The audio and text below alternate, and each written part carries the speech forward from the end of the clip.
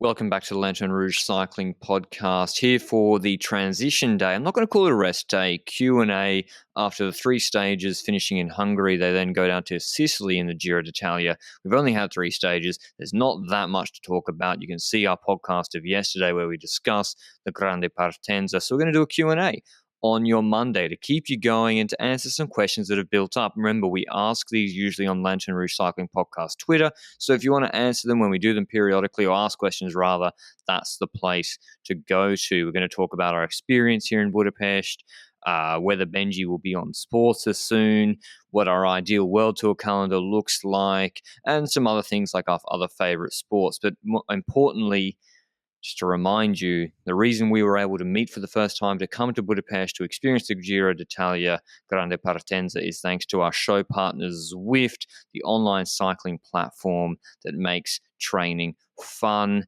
If you want to check it out, MVDP uses Zwift. He used it in January. Cavendish. We're recording this before the sprint on stage 3. Maybe he wins. He's also on Zwift. There's something for everyone to help you get fitter and have more fun on the bike. It has real world and fantasy locations to ride in, hundreds of workouts on demand. So if you want to check out Zwift, go to Zwift.com for a free 7-day trial.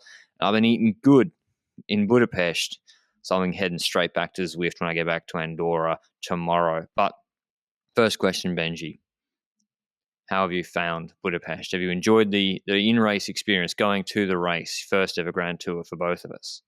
Yeah, very, very much. It's just the combination of seeing the riders up close, meeting people that are LRCP listeners, meeting people that are in the sport, meeting people that I've spoken to on Twitter the last couple of months for the first time in Livery Live and so forth. All those things combined, it's amazing. And I think we also take up some extra knowledge from being somewhat closer to the race, some small things that come into your mind which you don't think about when you're watching TV and watching it from far, far away on your couch, for example. But yeah, there's been a lot of like stuff that have gone in my mind from the moment we got here, and it's a weird thing, but I feel like in Belgium I'm in my comfort zone, and when I'm out of my comfort zone, I tend to be more outgoing and extrovert and do more stuff and experience more stuff, and I'm really enjoying that part.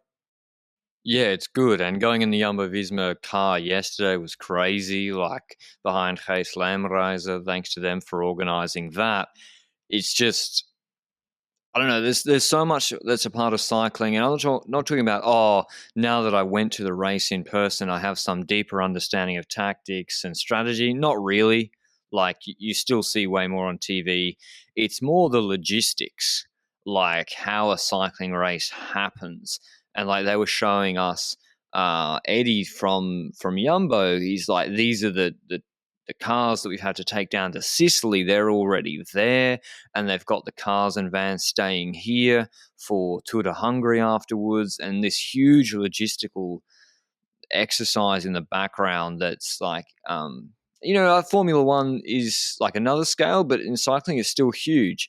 And yeah, that's another aspect of the sport. Or even I saw on Dowsett's blog, like those guys having to wait in traffic to go to the team's presentation. Like there's also the boring part. There's a lot of standing around. Like that's what the big thing for me is. Like the team's presentation, Benny, they're just like standing around for a lot of the time. I would hate that. Yeah, the team presentation is not exactly the thing I was hyped about. I was more into the networking part, talking to like teams and riders and staff and so forth in the bus zone and so forth. But I also want to mention meeting you for the first time was a big thing. Arguably the biggest thing of this trip so far, because we've been apart so long and we've now reunited or united for the first time. And that leads me into the follow-up there. We came together, we made podcasts together the last 3 days now. And I was wondering, are we planning to do this ever again? We are. Works are in motion. Got a catch-up call with Zwift in a week or two, and I'm back home. As you said, Benji, yeah, we broke bread together, and yeah, it'd be great to do it again. I mean, the Tour of Vuelta's in the Netherlands where it starts. Tour starts in Denmark, so interesting. I like the Grande Pas when they're in a different country, adds a different element to it. But yeah, I'd like to do some smaller races next year, like Tour de la Provence. I think it'd be pretty cool to go to in the south of France. I mean, I'm saying that selfishly because it's it's near me and I can drive to it. So, and Catalonia was great because, again, I could just drive to the start of like 5 stages within an hour. But yeah, planning on doing it again. The tour, I think, will be, yeah, it's a whole different scale. So there's a lot of planning that needs to go into that. But we're trying, and maybe we'll do it if that does happen. We'll try like do an organized meetup or something somewhere at the Tour de France or Vuelta. But no promises. Things change, and sometimes things can't happen. But we're trying our best in that respect. But yeah, any other thoughts from the Grande Partenza here, Benji? Any highlights? Like, what was your highlight? The one thing, the one rider you saw that was like, oh, that was great to see that in person. No offense to the riders, I loved meeting them, but I think meeting the LRCP followers was the best thing because you tend to hear their experiences, how they came into contact with the podcast, what they like about it, stuff like that, where they're from. People from all over the world, Singapore, Romania, not from Belgium, so slightly disappointed there, Belgians. Come on, you should have been here. But plenty of people from all over the world, and I think that's my highlight, meeting those people. Yeah, it's been great. I like doing the watching.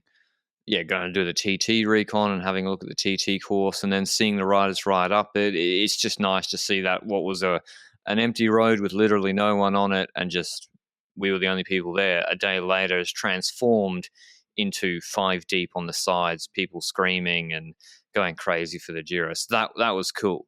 But yeah, Grande Partenza, great success. We didn't lose a file. We managed to do the preview, 90 minutes. We didn't lose anything like that. So happy in that aspect. We knock on wood, we haven't done the sprint stage this afternoon, but that one shouldn't be too bad. So one question we had was if Sporza, or I guess if anyone's crazy enough to offer me commentary, offers Benji a commentary job that required him to quit the podcast, would he do it? From Thibaut Rotzert.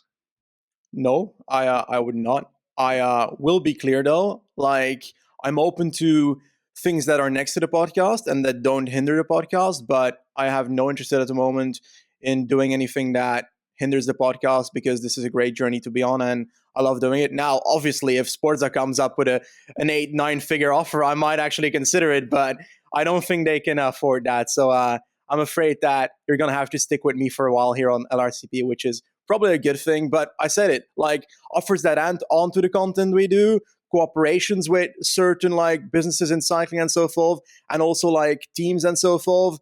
To make our content better, whether it's on our individual channels or in the podcast, I would love to do more stuff like that because I feel like, I have a very interested, I've had an interesting experience here the last few days and I want to do more in cycling. That's what I mean. Yeah, like I don't think like a lot of people assume that the commentary jobs is like the pinnacle of cycling of where to get to. I guess I've forged my own path in the cycling industry, and so it's something I do want to do. I do want to do it because I think I'd be good at it. I've said this before. I think I'd be good at it, but you may think you're good at something, you could be shit.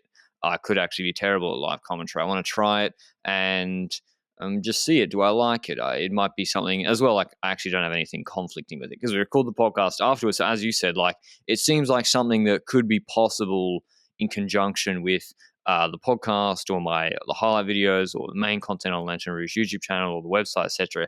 It's it seems like something in conjunction with that. So, but you never know. And it's good that we're having that's an option. It's crazy that 2 years ago that wouldn't have really been a possible question. And that sort of goes into another one. Any chance we could provide live commentary in the future for races? I guess we don't have, or I don't have rather. I've got delayed use rights for Lanterne Rouge YouTube, well, across all the Lanterne Rouge sort of platforms with various race organizers, but no live rights. That's a whole different scale of cost. And so I don't have them. So live commentary, that would then be sort of live comms without video. I've done watch-alongs like that in the past. We've thought about it, but again, you need great internet connection, and it's very tiring as well because you do that 3 hours, 2 hours, and then do the podcast. It's just maybe for like a Benelux tour or something. I don't know. Is that something you would want to do, Benji? I don't know. Like live commentary, it's I've never been like super intrigued by live commentary. I think if we come to the last 200 meters, I'd stumble over my words and ruin everybody's day because of that. But all in all, I do think that it's intriguing to offer alternative commentary in some shape or form. But like you say, it's difficult to do that because even if you provide only audio commentary, syncing it up with the live stream of that person that is watching to it is going to be difficult because when you watch on certain media, it's sometimes slower and sometimes faster than other media. So that's just intriguing aspect of it, I think. Before we get into the next question, to remind you, the LRCP Giro coverage is supported by GCN. Plus, 3 stages might be down, but GC is by no means decided at all. So it's not too late to get yourself a GCN Plus subscription. You can watch all of the Giro live and ad-free and on demand on GCN Plus, who have live rights worldwide, excluding New Zealand. All LRCP listeners from the US, UK, Australia, Canada, Germany can get 25% off an annual GCN Plus subscription by heading to gcn.eu/LRCP. In the description down below, we have the Mount Etna stage tomorrow, the first GC real test. That is definitely one to tune into live on GCN Plus. All right, now onto some more cycling-focused questions. This is a one I have. I know I'm going to open myself up to some abuse here, not just criticism, abuse. What would our ideal World Tour calendar look like? From Thomas, I would probably cut it by 60 to 70%. I think only the Grand Tours and the Monuments should be World Tour races, and maybe Paris-Nice, and Dauphiné, and nothing else should be World Tour. And I think the Grand Tours should be like 4 weekends of 3 stages across a Friday, Saturday, Sunday, and have 4 Grand Departs or Grand Departenses. And that way, you know, all the purists from watching cycling for a while be like, you're out of your mind. And I know this is never going to happen. I'm just talking commercially. That's the product that would make the most sense to new audiences, I think, trying to explain to them how it works, sort of like F1 style. Because, okay, that's like pie in the sky ridiculous thinking. Obviously, Grand Tour is never going to do that. I do think 21 stages of the Vuelta is too long. I just don't think it's an appealing product for 21 stages, and maybe even the Tour and the Giro, that also applies. But I just think the calendar is way too big. World Tour calendar. We don't like Romandy for the other. Like, we shit on it, but it's for a reason. It's like, what are we doing here? Why is this World Tour designation? This is supposed to be premium top races. What we don't even have any sprinter here, any like top GC guys. This is clearly, the calendar is too full. So, like, what do you think, Benji? Do you think there should be some pruning or big slashes to the calendar, or nothing, no changes at all? I think relatively big changes. I think there's an ideal calendar out there. I think that there's a few aspects to that ideal calendar that, first of all, races not overlapping. That's a big thing for me because I want at least the possibility that the big guns ride most of the races. And if you have overlapping races, that's literally impossible. That's not likable. Obviously, some riders have different disciplines and so forth than others. So it won't be that every single big rider does the same calendar, but you improve the calendar, the start list of every World Tour race. If you've got a smaller World Tour calendar that does not overlap, for example. And like you say, no Mickey Mouse races included. Romandy doesn't need to be a World Tour race. Quebec, Montreal, I don't care at all. Tour of Guangxi, everybody forgot it was World Tour for the last 2 years anyway because it hasn't been ridden. Bemerside Classic, so I don't care. Ashburn Frankfurt, sorry Germans, but I don't care. Tour de Romandy, same story. I don't need that as a World Tour race. Like Brugge de Panne, a Belgian race. Like, I'm not biased against like these other countries because I'd say that Belgium is the biggest like perpetrator. They've got way too many classics that are in the World Tour calendar. Dwars door Vlaanderen doesn't need to be there. Brugge de Panne doesn't need to be there. And even like Idrik and Wevelgem and RVV have there's an argument to be made for them to be World Tour, but E3 is just a RVV, but a week earlier. So I'm kind of like, yeah, that's a thing. Omloop is kind of the start of the spring classics, but it's also just a preparation race for everybody. So it's like half of the World Tour races are preparation races for other World Tour races, and there should not be that way, if that makes any sense. And I think that that's one aspect to it. And then I've also got the unrealistic goal that it should be more global. Yes, I know that it completely opposes what I just said. Yeah, you just said get rid of all the other ones outside of the original countries. So ideally, you've got a World Tour calendar that is more global, that introduces races in Rwanda, for example, stuff like that. I know this is unrealistic based on the current economics of this sport, but ideally that's the case. So ideally, you've got, I don't know, a couple classics in Rwanda on the Mura Kigali instead of, like, for example, E3 being in World Tour, stuff like that. So yeah, just random arguments that I just threw in. Does any of that make sense? I mean, the logistics of a one-off race in Africa at World Tour level. It's like the reason these races are given World Tour designation is because if the Tour Down Under wasn't World Tour, if the Canadian races weren't World Tour, then they wouldn't have teams turning up. So that's why they're given World Tour designation. But then it's like, well, they're not actually like as prestigious as other World Tour races. That's even reflected in some of the UCI points between these races, some of the newer ones. So it's a fine balance. It's a difficult balance to balance the wanting to grow the sport in new markets and new countries, and not just having every single race in Italy, Benelux, or Spain or France, versus having the World Tour calendar getting too bloated. And so that's the balance that's really difficult. But yeah, I just think it's too big, and I would prefer, like, I know this because we do so many recasts because we do every women's World Tour and World Tour race. Like, it's so big, and a lot of the races we can see in the data, like, people they really care about the big ones, and we know what races they are. And I even have in the data, and this maybe I think it applies similarly to the actual live broadcast. I would think, like, the drop off during Grand Tours as well. I really think 3 weeks is too long. Like, and I you look at the transition stages and filler stages. Like, I know they offer an opportunity for people like Pollitt to get a win from the break, but is that an appealing viewing experience? I'm not sure. I really think they should be shorter. I think that whatever we just said, traditionalists are going to hate us in this sport 100%, but I guess it's our take on this. And I think that women's cycling is making a similar mistake now. It's kind of following the same footsteps of a large World Tour calendar, introducing so many World Tour events in women's cycling. And I think while I enjoy the calendar growing, having more stage races in there and so forth for races to apply to, they've kind of all become World Tour instantly, forcing teams to kind of join them. And now we have 4 riders per team in certain World Tour events in women's cycling. So that's one aspect I really don't like. I feel like I've said it a few times about women's cycling. Like, I feel like they're trying to make it too much like men's cycling, and men's cycling is far from perfect. Yeah, and we saw, like, Tour of Britain last year. I'm not sure. No, it is Women's World Tour.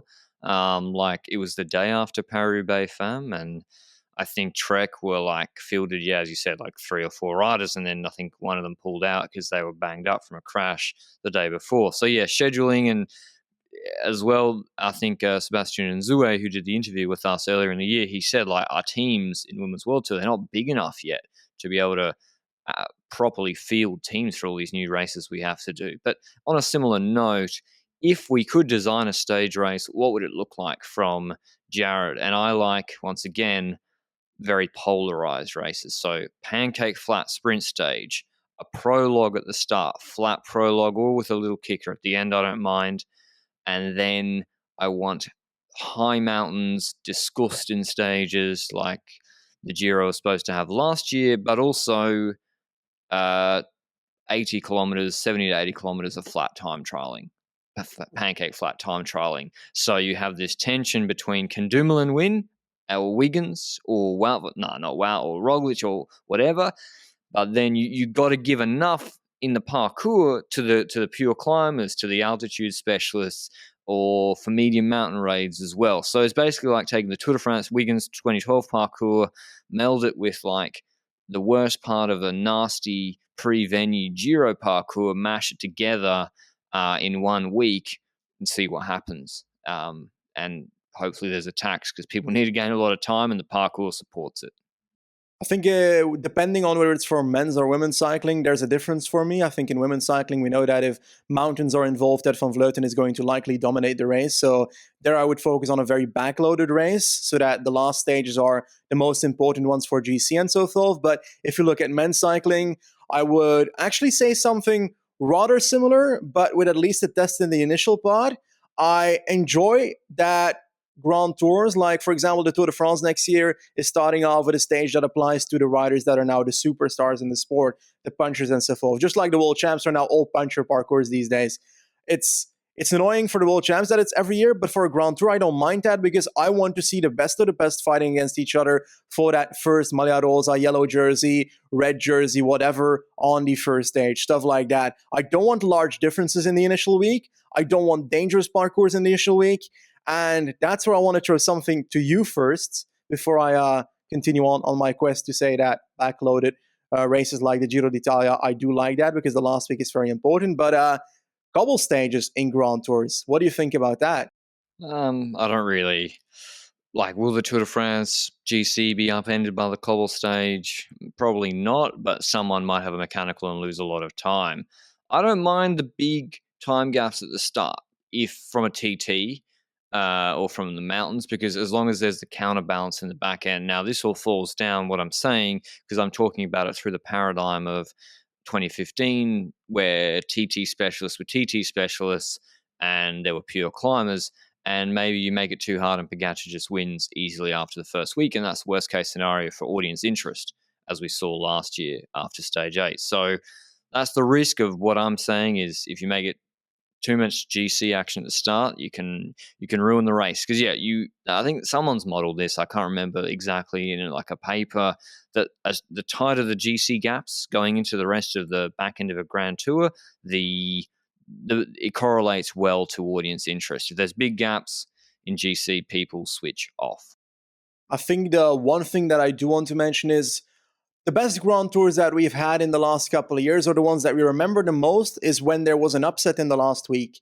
The Kruijswijk crash on the snow, the Pogacar versus Roglic time trial. That Grand Tour was not necessarily the most stressful or crazy Tour de France, for example, the one with Pogacar and Roglic, but the final made that race. So that's why I want that backloaded or a last week that can decide so much, because that's what people remember. The recency bias of the last week, that's what makes the memories of the race. Yeah, and it's whether you do it with TT or like in Tour de France 2020, or you do it like in the Giro last year, these big mountain stages with Zoncolan, Alpemota, Sega de Ala, and you have them really offering a Bernal getting weaker and a Caruso and Almeida and Simon Yates getting stronger, or like the Cortina d'Ampezzo stage. So yeah, agree. You got to offer something in the back end, which is the Tour this year. Like, I don't know, Houdekam's hard, but it's actually, what am I talking about? There's a 40k TT on stage 20 that I have no idea what could happen there. Anything could happen. Different question, more a macro question about the popularity of the sport from Michael. How do you see the sport evolving in the next 5 to 10 years? It seems that the popularity of cycling is increasing. I don't know if Michael means cycling as in individuals taking up the sport of cycling themselves or watching the sport of cycling. What needs to happen to broaden the sport's appeal to wider audiences? You want to have a first dig at this, Benji? Sure. I think I'll answer the second part or the last part first, because that's something that comes into my mind first.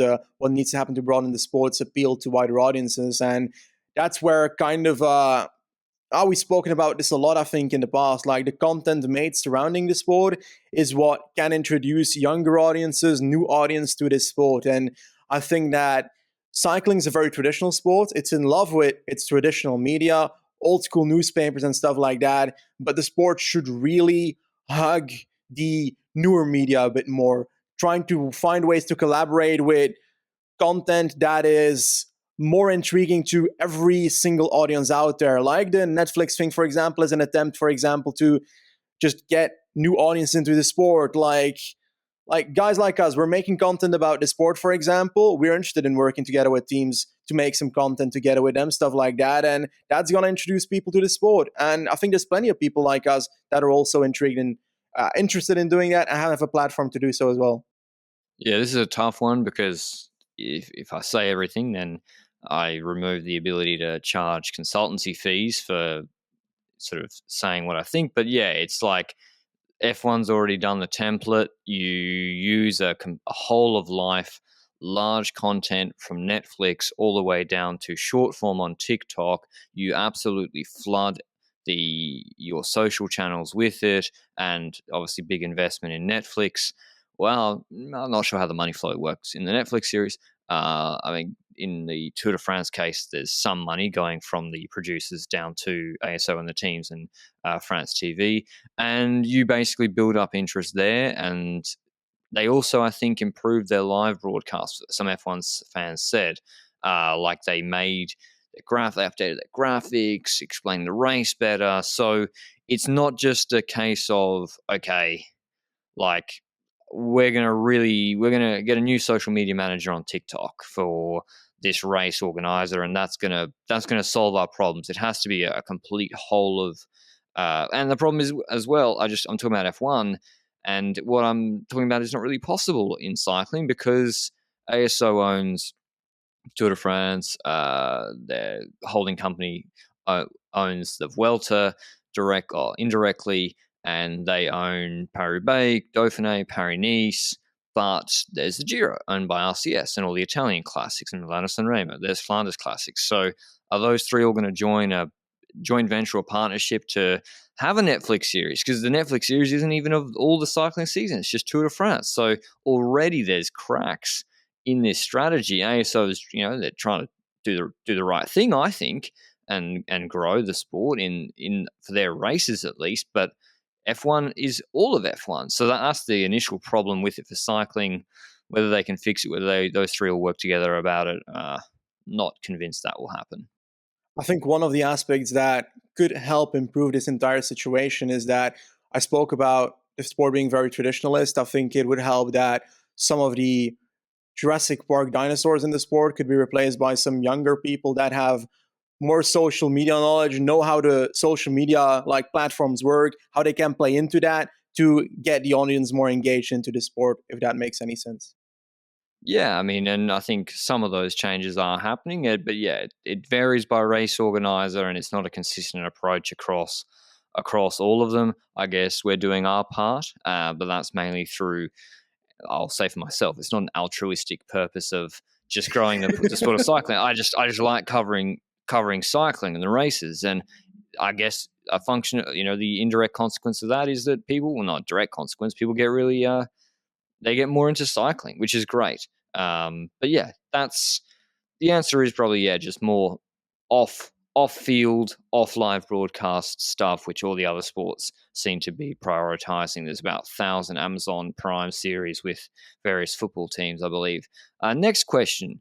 What are your thoughts on salary caps with transfer fees, shared prize pools so that smaller budget teams can retain talents? From Doug. I might have a stab at this one first. So American sports have a draft system, the NFL, the NBA, baseball, where there's, I think, MLB as well. They have like antitrust exemptions because they basically, all the owners of this closed league where there's no relegation are effectively forming a cartel and restricting the entry into the labor market by people from college sports. And because you get drafted, you can't choose your team. So that's actually not how a traditional labor market, I guess, in most Western economies works. So they have specific exemptions for that. But in some cases, that's in one country or two with Canada as well. That's not the case in cycling, where we're literally a global sport, and good luck getting legislation to cover. Maybe you need to get it from the UN. I wasn't good at international law. To give you an exemption to have a draft. Legally, I see it as almost impossible for it to work. And then, so if you don't have a closed system, you don't have a draft, then it's difficult to have. Maybe you could then have salary caps. I don't know, a salary cap, like, would that really help the sport? Because you obviously have the big players, Ineos, UAE, and then the smaller teams with less money, like Intermarché and Education First. would a salary cap and shared money help them? I guess you'd have a luxury tax. So if Ineos, in American sports, you have a luxury tax where the salary cap's 20 mil.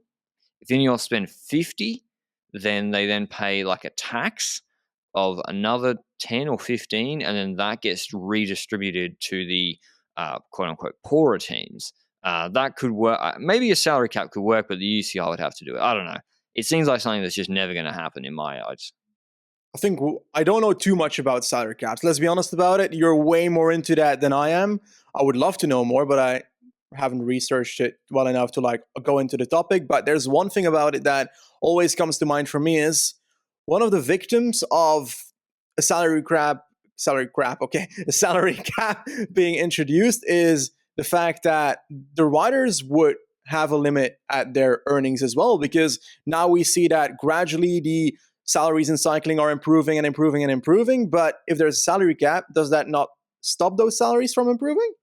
Oh, it gets readjusted upwards at certain intervals. But yeah, it would if you have a minimum salary that's higher, raise the floor, and then you say your salary is 20 million, then do you want to pay Pogacar 6 or 7 million a year? I would say yes. I would say if you look at the market of how to get wins, I think you should basically, maybe it would make the middle class cyclists earn quite a lot less. When I say middle class, like the riders who are quite good, but not superstar talent, but also better than like just a neo pro or just a pure domestique who features bottles.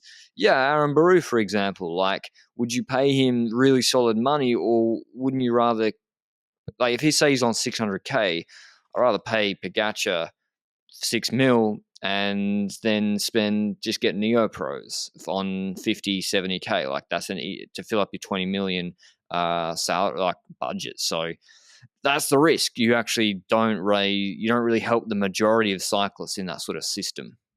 I think this also kind of brings us into a different question that was also asked to us. It's about celebrity signings. At what point should teams choose their future transfers on exposure versus on the future of their team in terms of sporting merit?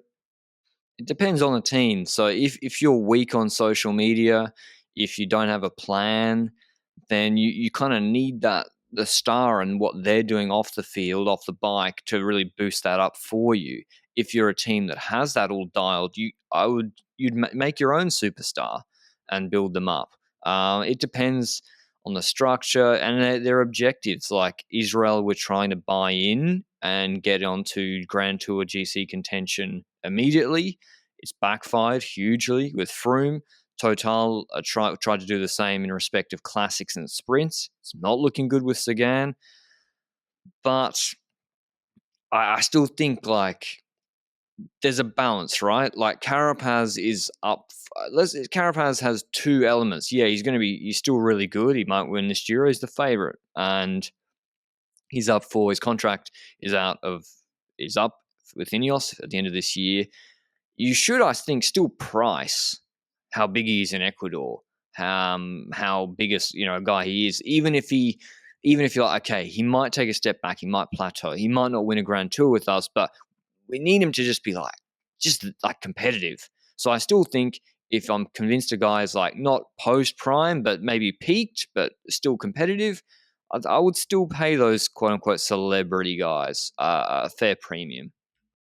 I tend to somewhat agree with that. I do think I'm a fan of the system where, obviously, like you say, it's all dependent on what the sponsors want and so forth, and what the goal of the setup of the team is and so forth. But I would see the ideal team. Let's say I'm Mr. Benji Lefebvre for a second. I want to build a sustainable team in the future.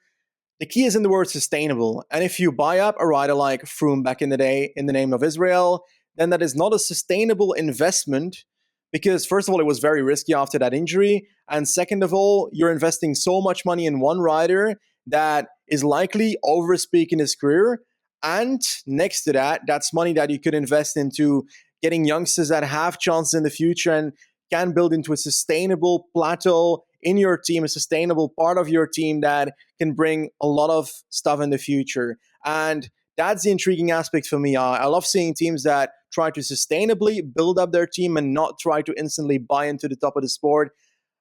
But there's also the aspect of like, oh, let's say you're UNOX.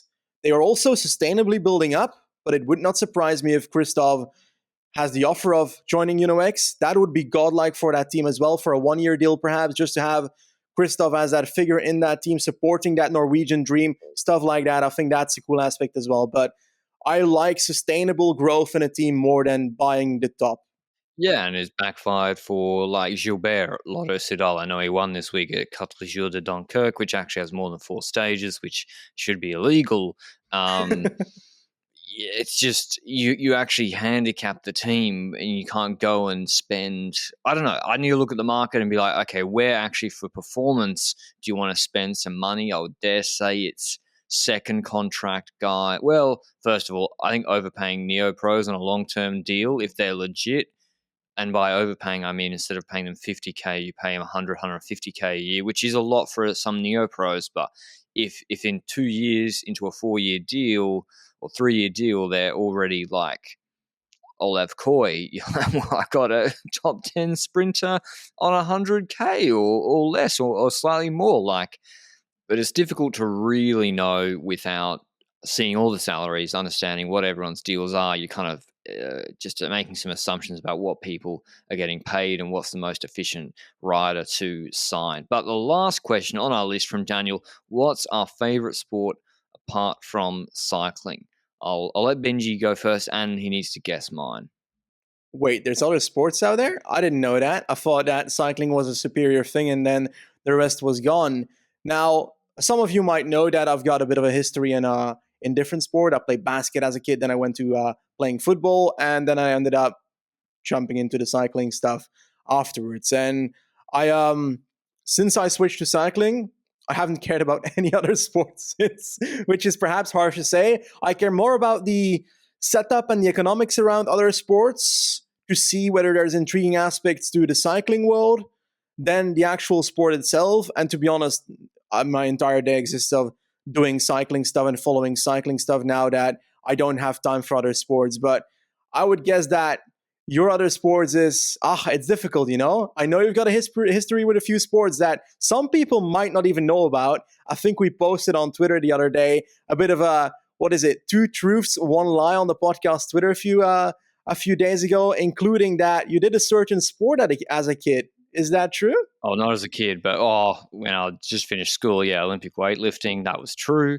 Never appeared in court as a lawyer, that was true, except for being admitted, but acting as a lawyer, didn't ever appear in court because I was a front end lawyer, just doing deals all day, still doing deals. Yeah, which people always assume like lawyers are like arguing cases in court. That's the stereotypical lawyer. Sorry. Yeah, you're talking about the lawyer thing a lot, but I want to bring it back. You did Olympic weightlifting? Well, it's just like I didn't go to the Olympics. It's called Olympic weightlifting, but yeah, I did. Just squatting heavy, I guess. And like my short dimensions, as people have said, not 165, but still nonetheless, suited it. And that actually helped cycling when I first started it. But the lie was I played cricket for Queensland Schoolboys, but I didn't play for Surrey. They didn't like that. Thought I was a bit of a hack, even though I thought I was pretty good. So that was the lie. People, it's always the least obvious ones that are the lies. But that segues into, my favorite sport still is cricket.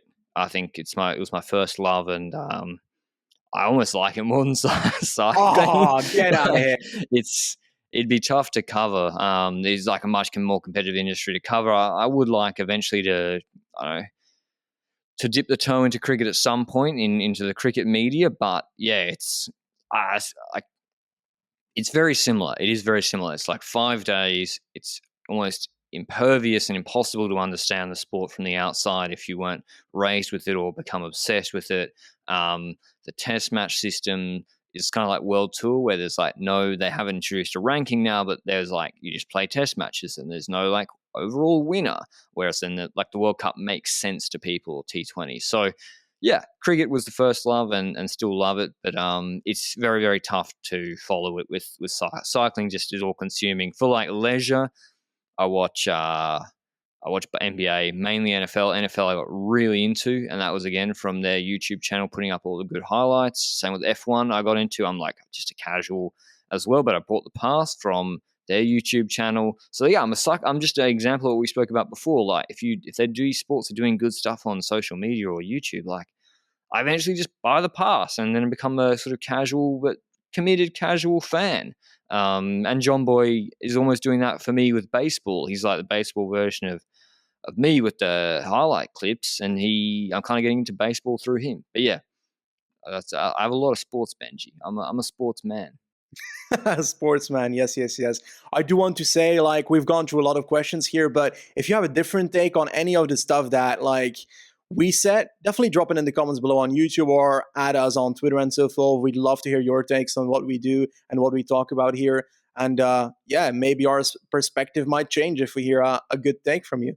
I mean, yeah, I'll let people I want to see people trying to convince us that over 100 days of World Tour racing is good and everyone's really excited by it. Like, I get the argument, I get the argument that we need new races in other countries to be World Tour designation. But yeah, that one's a tough one. I'd be interested to hear people's thoughts on that, because that's a really important point for this sport. Because if it is growing, and we also discussed, I think it is growing, cycling's in a good place where I think it is about to hopefully take off. There can't be this many people getting onto bikes, buying road bikes, and we need to convert them over to the sport. And some are already, but the Netflix stuff, other companies, races getting sharper on YouTube. We need to make sure the sport is ready to make sense to those people and be in a good place, so that so that it does for those people to stay around, because you need them to stay around outside of just a Netflix series or a YouTube video, etc. But that's all from us in the Q&A. We really enjoyed it. Thanks to Zwift. Their support meant we could come over to the Budapest for the Giro d'Italia. We've had a great time. We're going to watch the end of the stage 3 sprint now between Cav, Demar, and Caleb, Ewan and Biniam, and maybe MVP or Mareshko. We don't know yet. We've had a great time, and we'll have a final hurrah tonight before. When's your flight, Benji? It's an ungodly hour. Yeah, I need to step out of our Airbnb at 3:20 tonight, and then I've got my flight at 6:20 roughly, and the Budapest airport. So this is going to be a very fun night, I'm afraid. I don't think I'll sleep beforehand, because I think not sleeping might be better than actually sleeping for like 2 hours. I think Benji, should just go drinking in the ruin bars in Budapest and then just get a taxi straight to the airport. I think that's the only option for him at this point. But thanks as always for your support. We've loved meeting all of you, or any of you that we met in Budapest. Hopefully meet more of you throughout the year. And yeah, thanks for all the comments and likes on the podcast. If you do support the podcast, it would be great if you could subscribe if you're on YouTube, or follow it on podcast players. It makes a big difference, as well as liking each of the videos and commenting, or following us at Lanterne Rouge Cycling Podcast on Twitter. Thanks as always, and we'll see you at the Stage 4 recap, the Mount Etna stage tomorrow. Ciao.